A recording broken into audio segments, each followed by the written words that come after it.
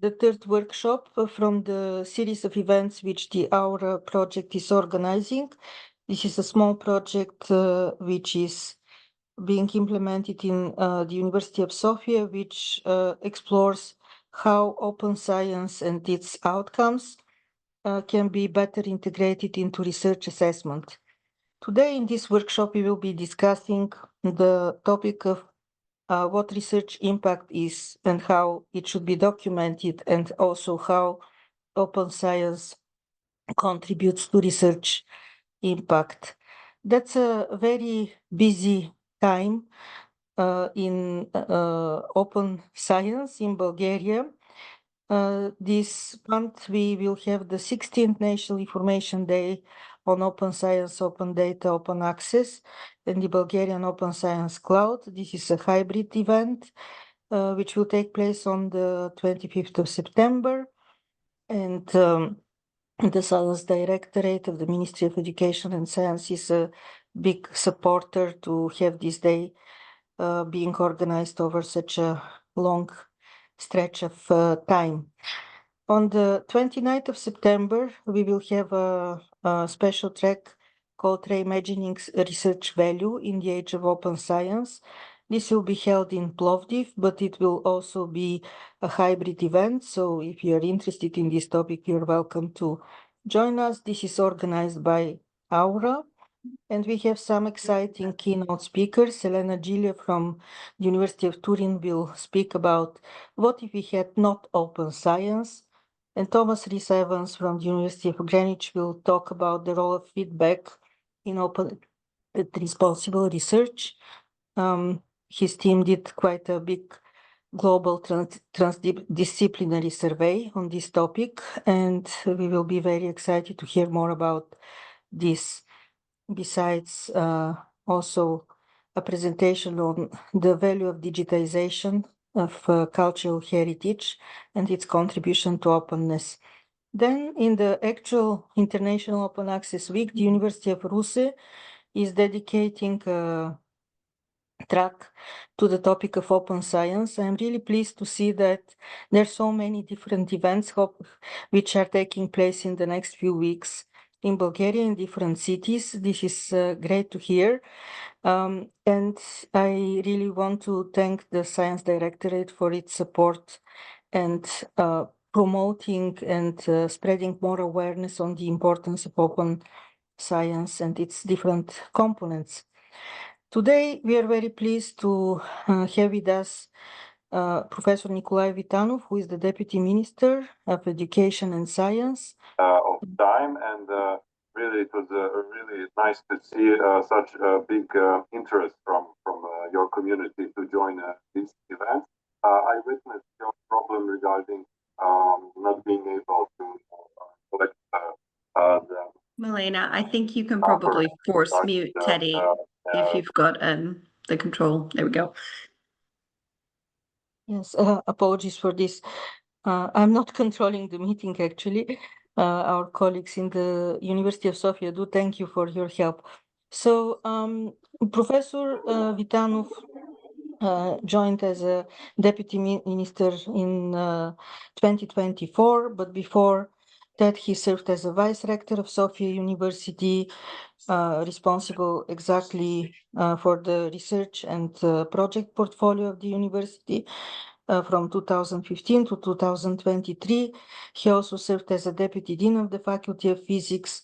He has a very distinguished career in physics and quantum technologies, with specializations in very prominent institutions in Europe, and is an internationally recognized scholar who is ranked among the top 200 physicians by the ranking of Stanford University. You can see some indicators here.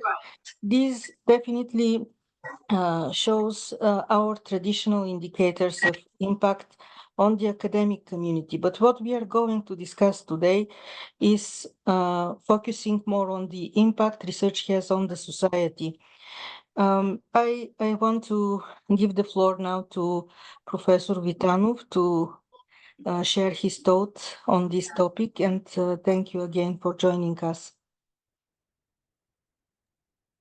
Thank you very much, and thank you for the kind introduction. Indeed, I'm currently in the position of Deputy Minister, but I did not interrupt my career of researcher. I still run a large research group at Sofia University of about 20-25 people. Try to share my time between the two, but this also gives me a perspective from both sides of the policy making and of research. Of course, we all want open science. I would like personally to be able to read every single paper in every single journal in the world. And this is a trend that fortunately started a decade or more ago on European level and other levels. And there is, we as researchers support this fully.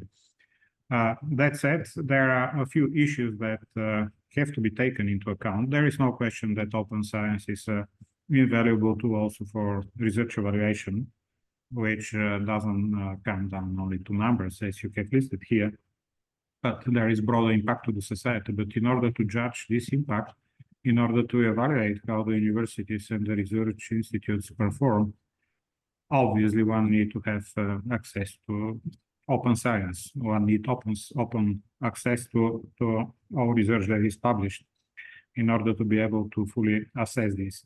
That said, there are a few issues that I'd like to bring, although they are not entirely to the topic, but they are absolutely at the core of open science, the open science concept. First of all, as a result of the open access requirements, for example, the framework program of the EU, there was a danger that we as researchers spotted, and this is the emergence of many open access journals that would publish, that will have very, very loose criteria for publishing just for financial reasons. I've witnessed myself with a publisher, Chinese publisher, with 2 negative reports a paper was published. So this has to be taken into account when we speak about open science, that this also generates conflict of interest in some places. And this is a grave danger, I think, to the scientific publication system. The scientific integrity and quality should be a primary criterion. Then with the open access, there is another danger, and this is the cost of publishing. It's not cheap. And for many countries, and Bulgaria was in such position until recently, that's very expensive to publish, to pay the publication costs. And this restricts researchers from less favored countries, and there are many in the world, to publish in journals if they have to pay for the publication. So a room should be left for such researchers still to have possibility to publish for free. Then the next danger, because we only speak of the positive, I would like to put to point a few negatives from the point of view of researchers. The third danger that I want to point out is the AI, the dangers that come from AI. Of course, we all expect many good things to come from AI, but with access to everything, all papers in the world, in published ever, AI will very soon be able, and even now it's almost able, to generate publications. Therefore, scientific integrity again comes on the top. And we have to find solution for this, because if all publishers are open freely to everybody, then they will be open to AI. Right now, it's not yet the case, because AI cannot access restricted journals with restricted access, but soon this will be the case. And I do not want as a researcher to read papers that are written by AI and not by real people. And to this end, this is, I believe, more of a problem for the humanities and social sciences, but also in natural sciences, this is a grave danger. And I believe open science should come with open data, although open data is part of open science, I know very well. But open access should come hand by hand with open data, because it is in the open data that one can spot possibly if this was generated by a human or by some chatbot or some other AI tool. Bulgaria I think, is in a good position in this and in tackling some of these problems. And the National Open Science Plan that started in the ministry some time ago is a step, I believe, in the right direction. This framework acts as a guiding instrument for all stakeholders, outlining priorities, tools, measures to more effectively assess and demonstrate research performance. It simply provides a platform for researchers to share their research results and their publications. Since its launch, we have witnessed tangible achievements, more efficient use of funding, and this could be measured, greater transparency and quality of in scientific outputs, faster knowledge transfer, that's quite obvious, and reuse, stronger engagement of the private sector in R&D. There are numbers that can be verified here as well, and new opportunities for innovation that address global challenges. And here the Ministry of Innovation and Growth have a lot to say about it. These results highlight the importance of aligning performance evaluation and principles of openness and responsibility. With all this said, I would like once again to congratulate the organizers and especially Professor Milena Dobreva for her vision and leadership. Leadership is quite important. An individual initiative is paramount to any success. I'm looking forward to attend at least part of the discussions and the views that will be presented. It's quite important to discuss these issues because this is the future, but we have to address it in the best possible manner.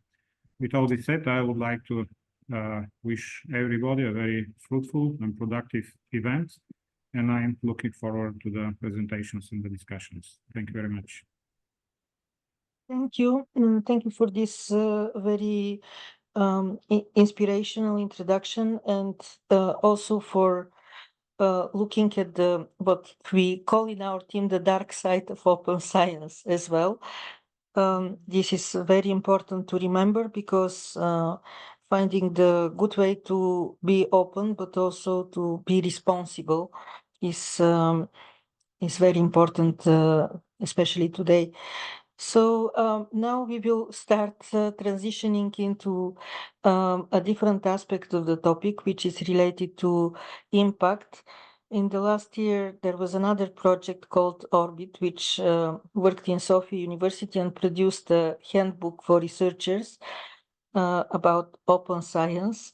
And I took one of the images from this handbook, which is the introduction to the chapter on impact. And basically our slogan there was how to tell the galaxy what you discovered without sounding like Vogon poetry.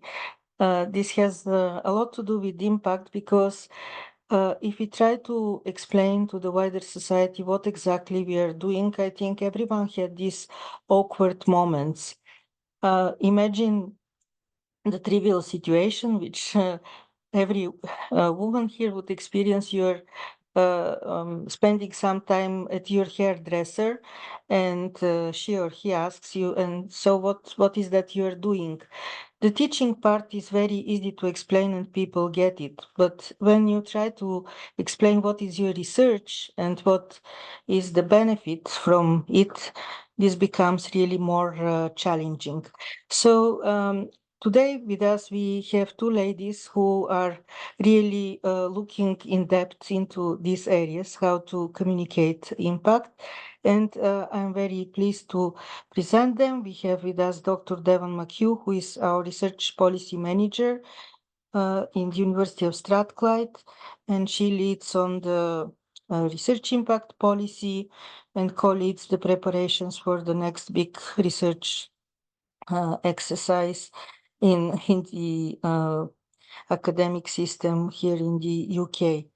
We also have with us Grace Murkett, who is the research policy officer, and she is focusing on research integrity, responsible assessment, and is also very active, and we both of them are active in the work of COARA and spreading more awareness of this coalition here in the UK. So I'll stop sharing so that you could talk to us and give us some insights about impact and also how open science can be integrated into it. When we discuss impact here, we go beyond the purely academic impact and we look wider at the societal impacts. We can see the slides. Great, thanks Milena, and thanks for that introduction. And thank you to you all for joining us this morning. We're really happy to have been invited to speak to you today. My name is Devon McHugh. And I'm joined by my colleague Grace Murkett. And Grace and I work together as part of the research policy team here at the University of Strathclyde in Glasgow, Scotland. I was going to say in sunny Glasgow, Scotland, but actually the clouds have come over today because it's September. So that's what we get. This morning, we are looking forward to exploring research impact and the role that research can play in promoting and driving impact, and also to look a little bit at how to measure and evidence impact. Our presentation this morning is based on the work that Grace and I undertake as part of the research policy team at the University of Strathclyde, where we oversee research policy and implementation. And that includes leading our institutional submission to the Research Excellence Framework, which you may know about, and that is the UK's Research Quality Assessment Scheme. But we also act, well, I say we, but primarily Grace acts as the lead for the UK National Chapter for QARA. So we're really happy to be able to talk about a subject that kind of brings both of these elements together, my specialisation in impact and Grace's leadership of our QARA work and our work on responsible research assessment. So this morning we'll begin with some foundations for impact to just kind of set the scene of how we approach this at Strathclyde. And then,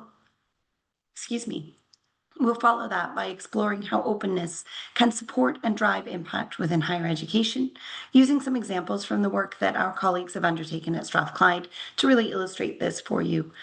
We will conclude by looking at measuring and evidencing impact before taking questions and hopefully entering into a bit of discussion later on this morning. Devon, can you slip to the next slide, please? I'm just trying to juggle about 40 different windows that I have open, and I need to close all of these. Thanks, Devon, and good morning, everyone. Thank you for joining us today. To help us to frame the session today, I wanted to start with the QARA vision statement, and I'm going to assume that most of you already know about QARA because I know there's been previous seminars on research assessment, and of course, as Milena has mentioned, this project is funded by the QARA Cascade funding. Very briefly then, QARA is about reforming research assessment, and what they want to do is move towards assessments that recognise the diverse outputs, practices and activities that maximise the quality and impact of research, as we can see here in the vision statement. So what we can see is that impact is really considered as centrally important. Impact is considered centrally important to research, and it's positioned as a primary objective of this work. What we want to explore with you today is what impact is and how we can include it as a primary objective of research within research assessment, but also what the diverse practices are that maximize impact. And that's where we see open research coming into this. Devon, could you go to the next slide, please? I hope this is coming across as like, in the UK, we have our politicians do slides sometimes and they go, next slide, please. I hope it's coming across as cool like that. We also see impact and open research coming into the principles for assessment and criteria, and processes that are outlined in the QARA agreement. The first principle that they have, quality and impact, echoes the vision, and it puts impact up front, stating that we should recognise the contributions that advance knowledge and the potential impact of research results, taking into account varying disciplines and research types to make sure that the way that we recognise them, for example, in researcher assessments, doesn't privilege one approach over another. For example, in the UK, a common concern about the way that impact is assessed is that it privileges applied research, which has often more direct and tangible outcomes in the real world than theoretical research, which is critical to future developments and underpins the sustainability of our research advancements. But it can be more difficult to draw that line from the research to the impact. And the second principle, diversity, inclusiveness, and collaboration, we can see there that open research is acknowledged as an important practice that must be rewarded in research assessments. And the examples they give are of early sharing and open collaboration, including collaboration with societal actors, or what we might also call research users. So these two topics of impact and open research are central within COARA, and they are vital considerations when we're talking about reforming research assessment. That's why we were so delighted, as Devon said, when Milena asked us to join us here today, because it helps us at Strathclyde to think about what we can be doing better. And I'm also just personally really interested in hearing about the outcomes of the AURA project.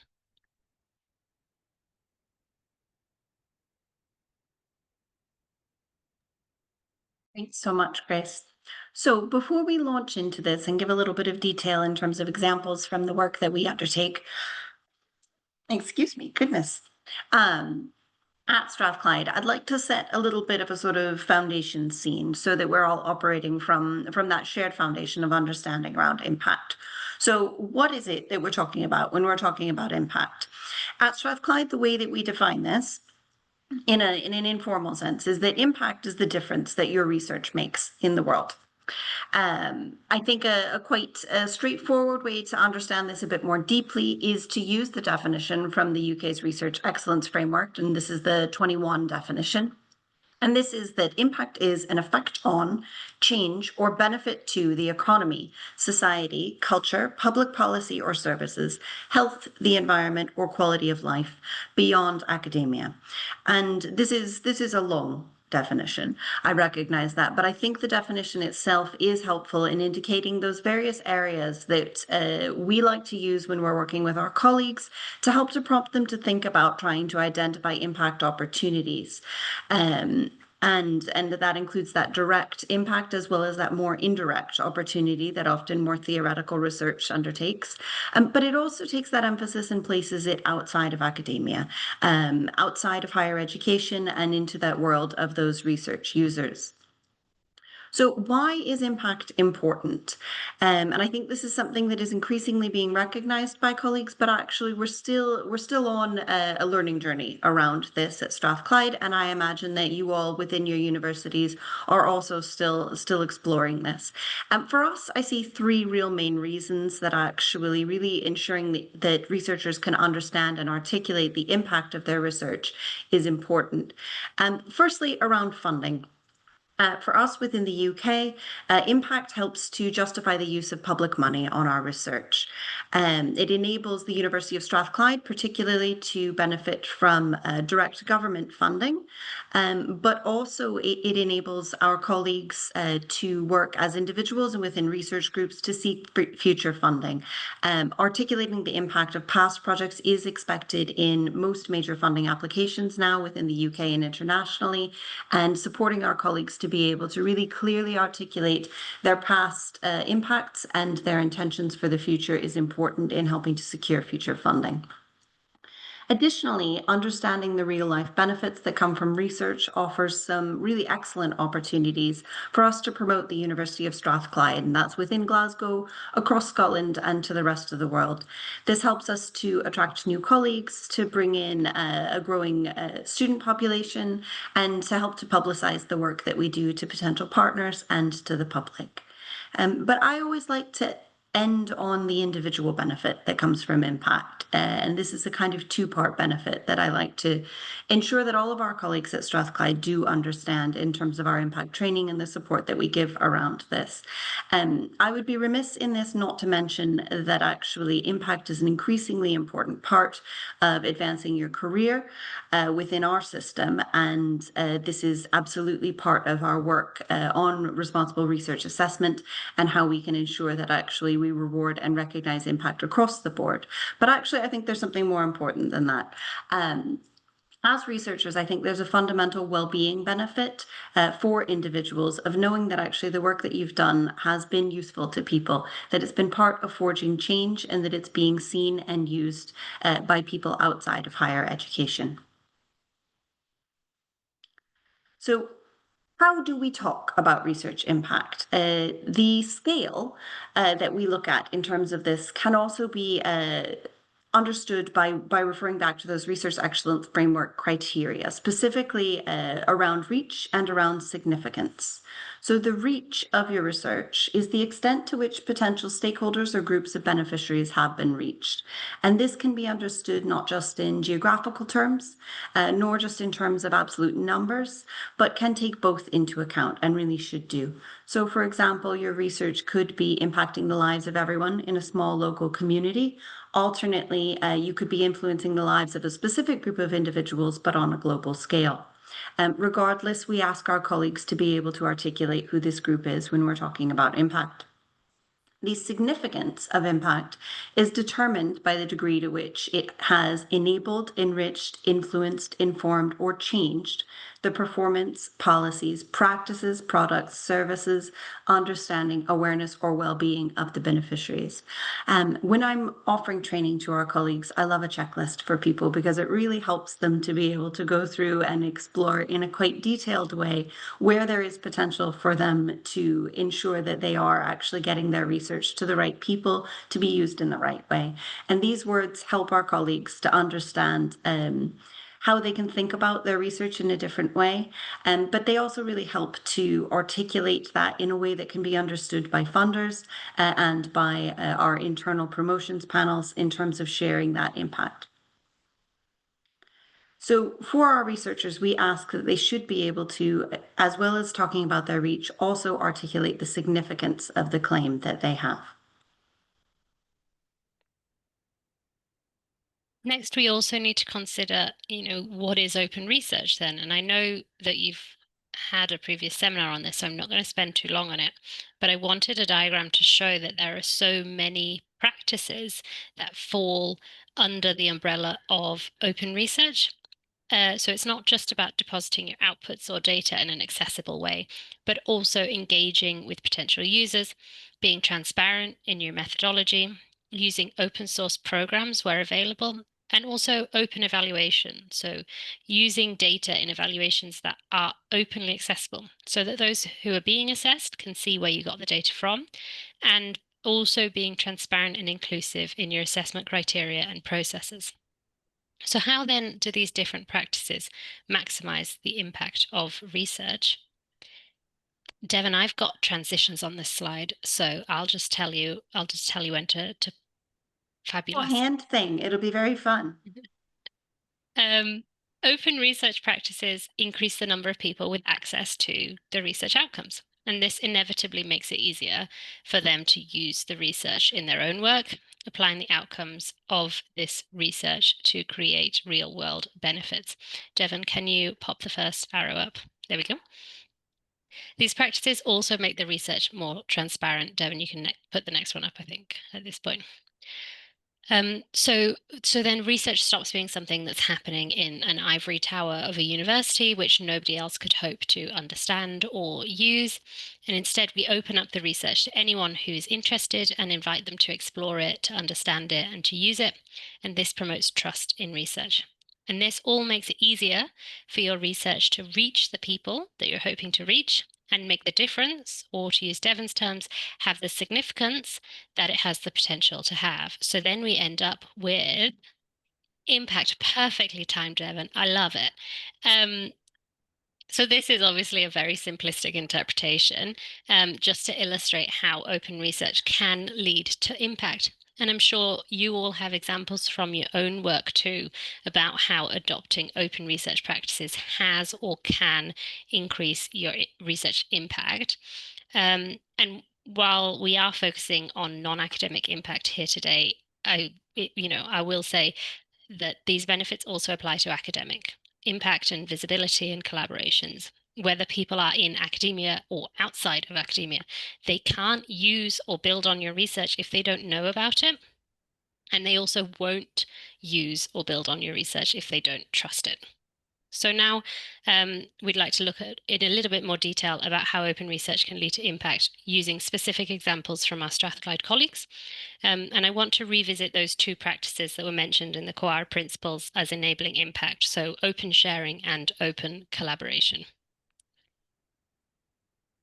Traditional publication and dissemination methods focus on academic audiences, and that can make it difficult for non-academic audiences and potential users to find out about the work. Nurses, for example, are unlikely to have the time to read an article in an academic journal or attend an academic conference. Open sharing beyond those traditional methods can make the research much more visible to those who may wish to use it. This could include diverse output types and publication venues. You might also choose to think of more creative dissemination strategies. So you could turn your research into a massive open online course through a platform like FutureLearn, which we've seen success with at Strathclyde. And we often find that open dissemination or more creative dissemination techniques raises the visibility of the research, and then audiences actually go back and they want to find the original academic output once they know about the research. And what we don't want is to run a really exciting public engagement event, talk about how wonderful the research is, and then when people try to find it, they still hit a paywall. So that's why it's important to also deposit your academic outputs in more openly accessible repositories too. Similarly, open sharing of the data and the findings can help those that have more detailed questions about the research and how the conclusions were reached to understand and feel confident in that work. And this is becoming increasingly more important as we see public distrust in research and levels of misinformation rising. Being transparent about your research data means that we can build public trust in the work and therefore support people to feel confident in applying it in their own area of work. And a helpful framework for this is the FAIR data principles, which call for data to be made findable, accessible, interoperable, and reusable. One important rule for open research, though, which you may have heard at previous seminars, it's one we use at Strathclyde, is as open as possible, as closed as necessary. And this applies to open sharing as well as when we're talking about impact. Sometimes your impact may come from working with collaborators or with research users, as Devon is about to talk about. And it's important that those relationships aren't undermined. There are plenty of good reasons why you wouldn't be able to share something. There could be ethical reasons to do with anonymity and confidentiality. There might be commercial implications to sharing your research if you've done it with a private company or if there's exploitable intellectual property.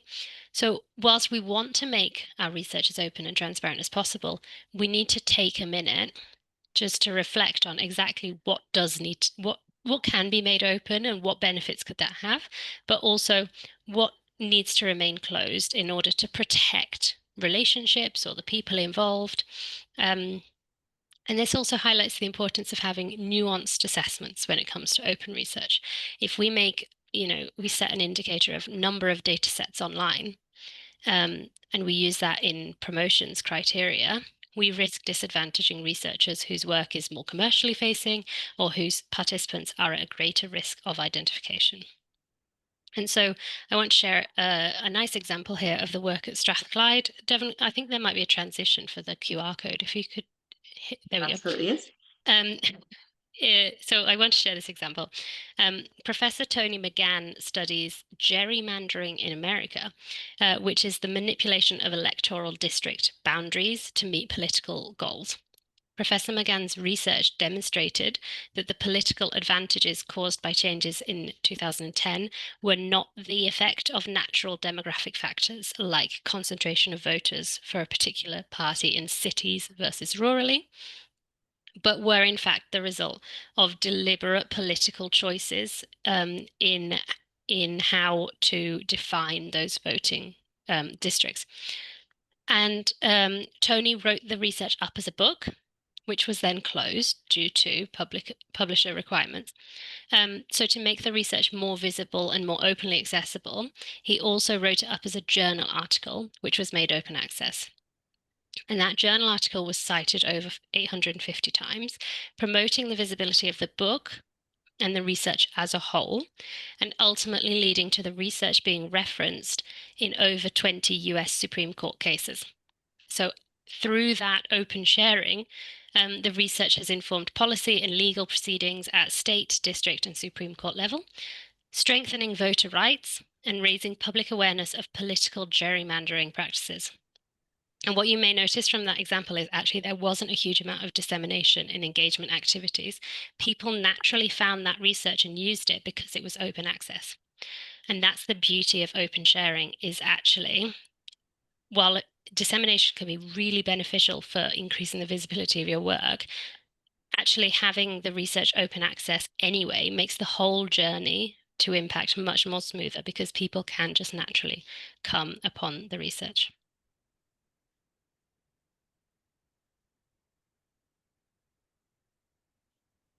Thanks, Grace. Openness is also key to getting your research to your users and building trust with them. And Grace talked a little bit about that sort of less active process of undertaking that in terms of Tony's research. But I'd like to talk a little bit about the systems that we use and how an open approach can help us to move from something that's a bit more traditional into a more user-friendly and a relationship that helps to build a bit more trust. This refers to an additional set of principles that are important within open sharing of data beyond those FAIR principles. And these are the CARE principles, that's C-A-R-E. And these actually are extremely helpful in exploring some of those issues that you might want to keep things a little bit more closed in terms of cultural boundaries. And increasingly, we're looking to adopt these at Strathclyde. But traditionally, what we've seen is academic impact as a process in which researchers develop knowledge, insights, and solutions. And these are given, and perhaps they could be interpreted as perhaps being dumped rather unceremoniously onto that grateful base of beneficiaries outside academia. Within this one-way system, we within higher education are really at risk of relying on quite a closed system of knowledge and forced into the role of being a sort of sole producer of knowledge, while partners outside of academia are then put into the role of being the receivers of those solutions that are developed without their input. Openness in data sharing, in research development, and in disseminating our insights and solutions allows us to move from this, in this sort of more traditional one-way knowledge sharing system, into one that better encourages relationship development and knowledge sharing, and therefore allows more impact to result from academic research. So by sharing openly, we not only allow insights and expertise to reach those who otherwise might not have access to them, as Grace has spoken about, but we also open up opportunities to develop new relationships, to apply this base of expertise to co-develop solutions with partners outside higher education. So this enables us to speak the language of potential users so we can better learn about their challenges and needs, and to share insights more widely and more effectively, developing targeted solutions and ensuring engagement from those who are potentially able to utilize our insights. An example of this from within the research at the University of Strathclyde includes the research of Keith Bell.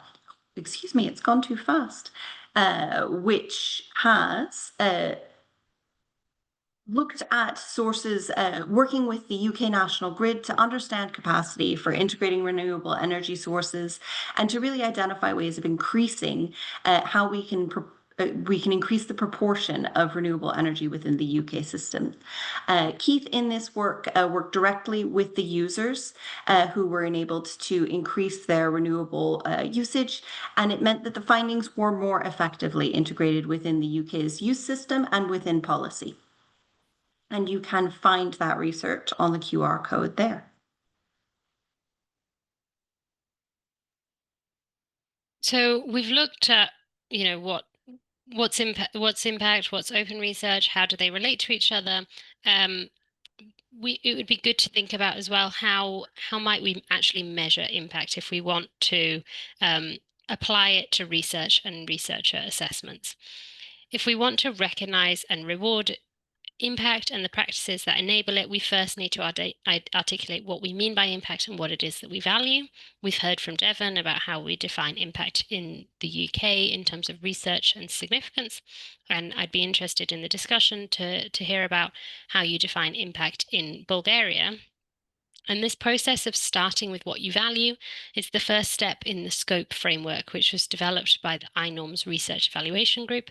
And I would always recommend consulting that if you're designing a new assessment or reforming an existing assessment.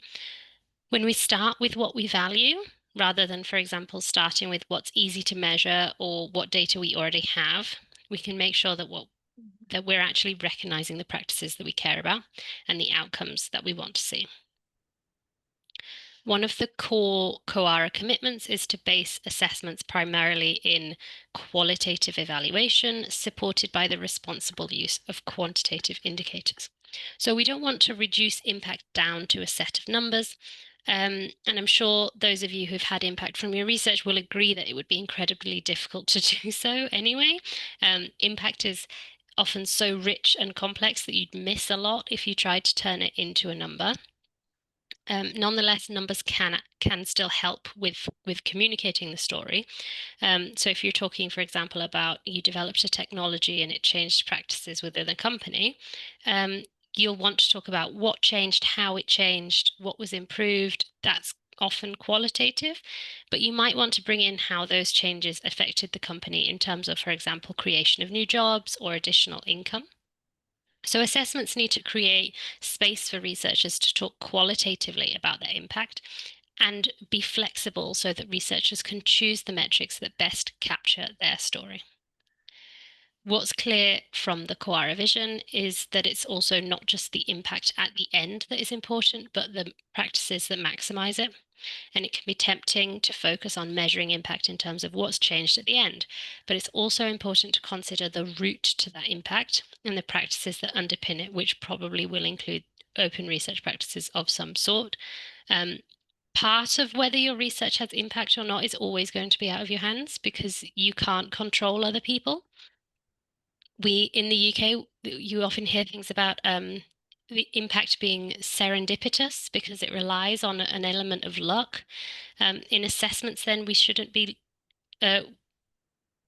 We should also be looking at the role that the researcher played in achieving the impact, or in other words, the processes, not just the outcomes, which is a similar conversation to what people are talking about with, research outputs. You need to be looking at the processes, the research integrity behind it, not just the outputs at the end. And that leads us nicely back to Devon to talk through some of those processes as well as evidence. We often encounter colleagues who are unsure about whether impact has occurred from their research, or who are working with other colleagues and trying to, from a more senior academic position, coach some more junior colleagues in this. And we have a set of questions that we find really helpful in terms of determining where people are within this stage. The first is who benefited from my research insights, and identifying that group of beneficiaries or even an individual beneficiary is really helpful in this process. The second question is, in what way did they benefit? What changed as a result of my research? What evidence do I have that a benefit or change occurred? And how can this be traced back to my research insights? We find that for colleagues, if they can develop, reasonably meaningful answers to these questions or to a few of these questions, then impact has probably been achieved. And this can be articulated using some of that vocabulary that we talked about earlier. And we find that when colleagues don't necessarily have meaningful answers to the questions listed, it's likely that they are in fact thinking about this engagement activity that Grace talked about, which is an absolutely crucial and important element of impact, but is not in fact impact itself. Understanding the difference between this allows our colleagues to build a really clear and comprehensive picture of the influence that their research is currently having, and also the potential that it could have in the future, and to identify those opportunities to invest and support that, to realize that.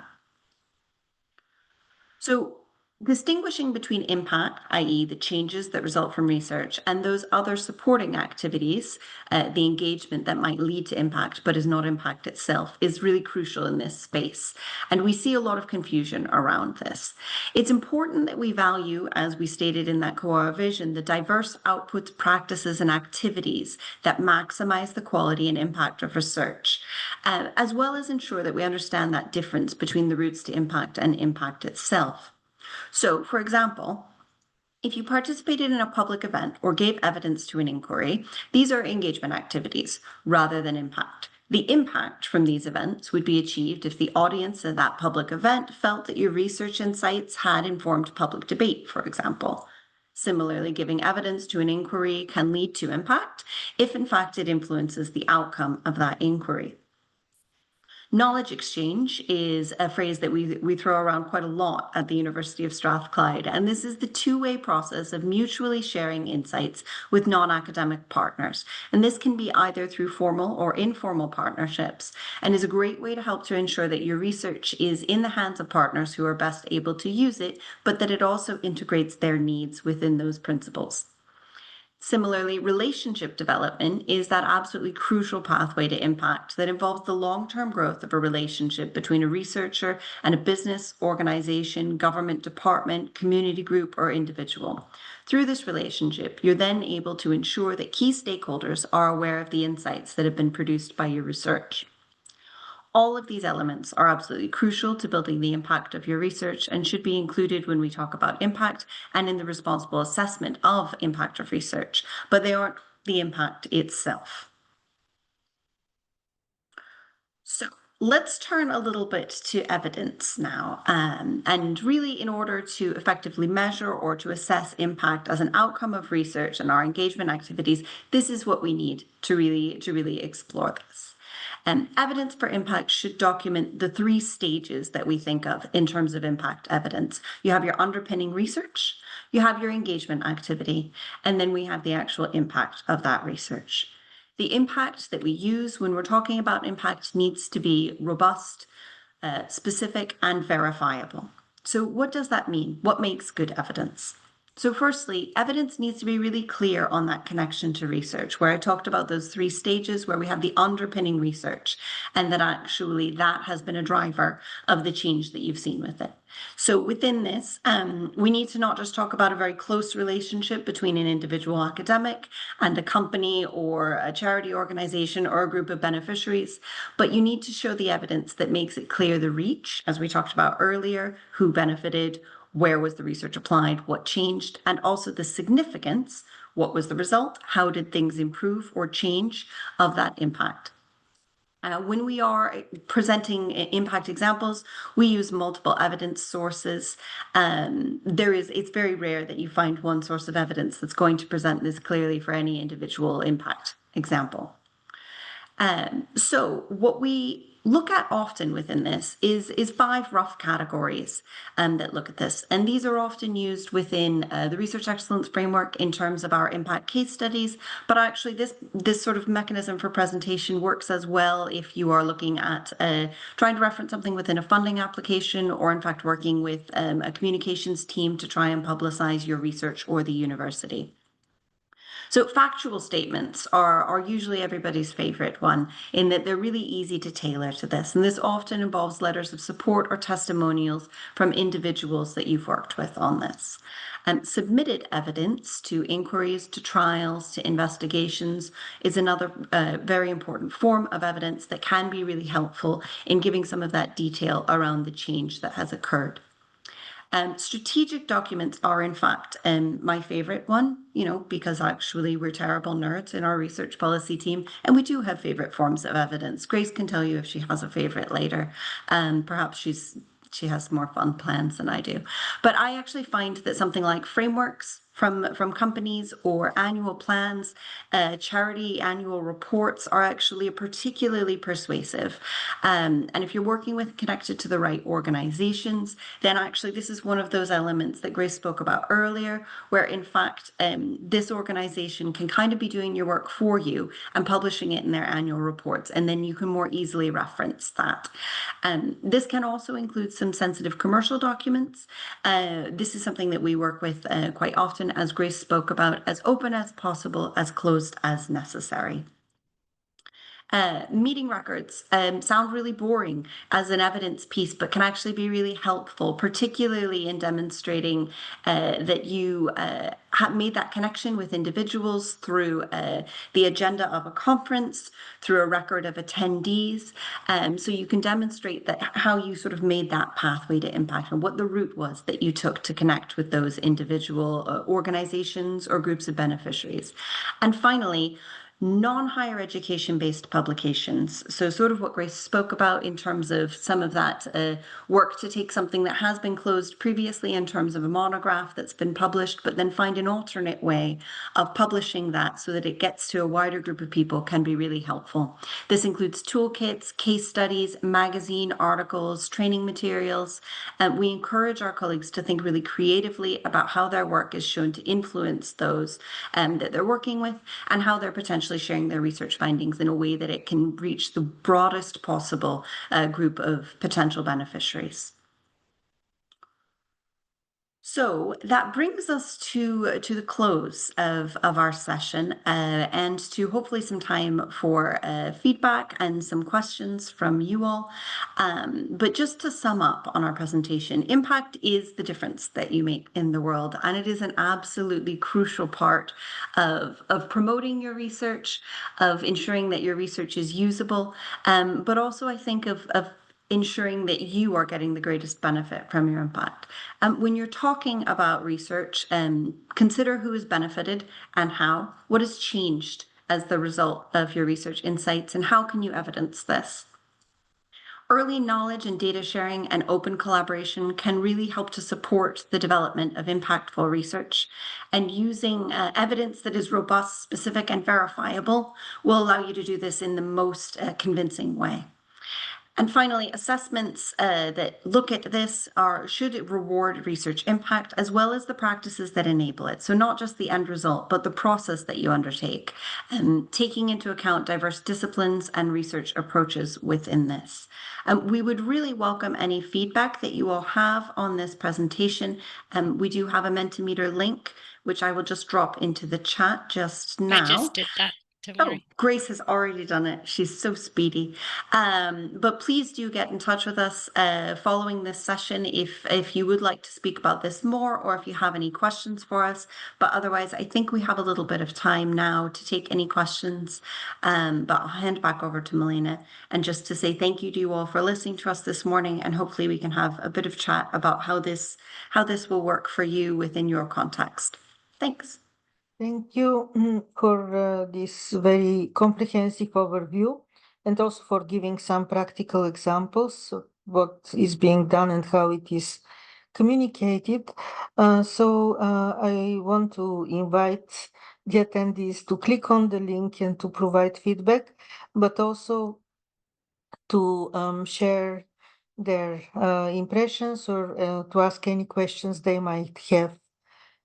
If you prefer, you could put them in the chat, or you can just take the floor, raise a hand. Do we have any feedback or any questions from the participants? I will start with the question myself. So in the opening, Professor Vitanov spoke about the risks of openness in relation to AI.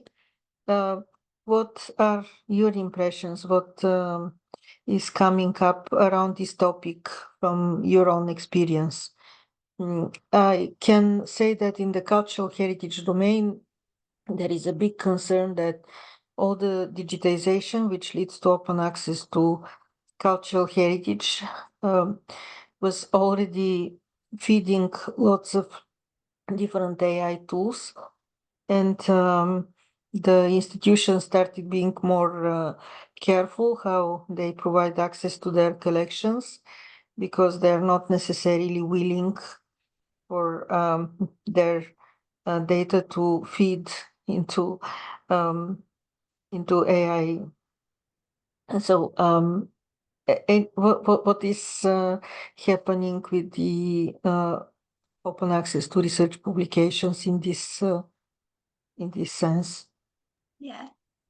AI is an interesting one because I think a number of universities, including the University of Strathclyde, see opportunities here. And also, I would be interested to see if this reflects the context that you all are operating in, are afraid to be caught behind on something. Our stance within the research policy team is to use AI very cautiously. Certainly within research impact assessment and research assessment more broadly, there is a lot of work to say, oh, can AI do this for us? Can AI fix this for us?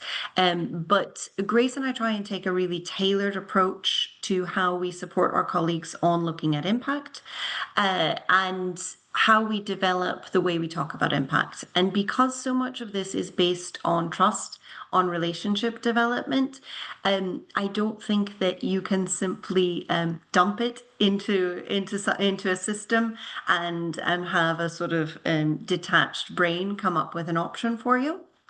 I also don't think that it is necessarily going to produce for you the tailored result that you would like to see in terms of really thinking about those opportunities. I also always, from someone who works largely in an equalities-based sphere and tries to specialize in integrating issues around equalities and inclusion within our work, I discourage people from using AI in any way that is not considered.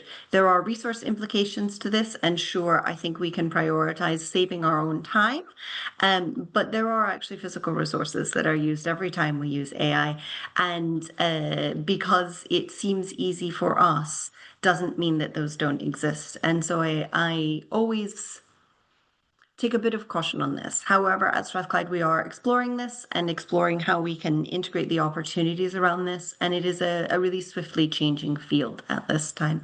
Grace, do you have anything that you want to add on this? Yeah, I think it is a really interesting sort of consideration because, as you're saying, Milena, if we make all these outputs open access, can the AI, data, whatever you call it, it's just pulling all of that in, right? So then this risk that Nikolay highlighted, that AI can now start producing outputs, it's going to be more convincing the more data it has access to, right? And I think that is where, obviously I'm biased to being in a research policy team, but that's where I think policy and regulation comes into it. I think that research organizations, research publishers, research funders all need to start having really clear policies on where AI can be used and where it cannot be used. And that is, as Devon's saying, that's something that we're working towards at Strathclyde. But also we need to keep up with the developments in terms of how we actually find tools that can identify it. But one thing I think is quite interesting about this, which is sort of, I feel it's impossible to hold back the tide of AI now. People are going to use it because it's there and it seems so easy and fast. And I think we need regulations, but also one of the problems with AI at the moment is that it's really biased. So when you ask it, for example, as we know people are doing, can you just summarize the research into cultural heritage for me? Then it's coming up with, it's doing what it can, it's trawling what it can. And at the moment, what's available is really skewed into sort of global north, English speaking countries and outputs. And if we can increase what is actually available, it's kind of like the opposite of what I was just saying as my previous point, but also increasing what's available is going to mean that when people are using AI, there are fewer biases within it because it will be able to draw on a more diverse an equitable set of data. And I should probably stop there, but also something I'm concerned about for AI as a danger as we're using is automated impact assessment is something that's coming up. And it's, sort of on the topic of this talk is people are wanting to be able to use AI to identify who's had impact. And, if we think about the evidence list that Devon presented, a lot of those pieces of evidence are not publicly available. AI can't access inside someone's brain to ask for a factual statement, which, by the way, is my favorite impact evidence type. So, I think there's a lot of consideration needs to go into this, and I'm not so sure that we're keeping up in terms of regulating and having policy around it. But I'll stop there on AI because I appreciate it could take over the whole meeting.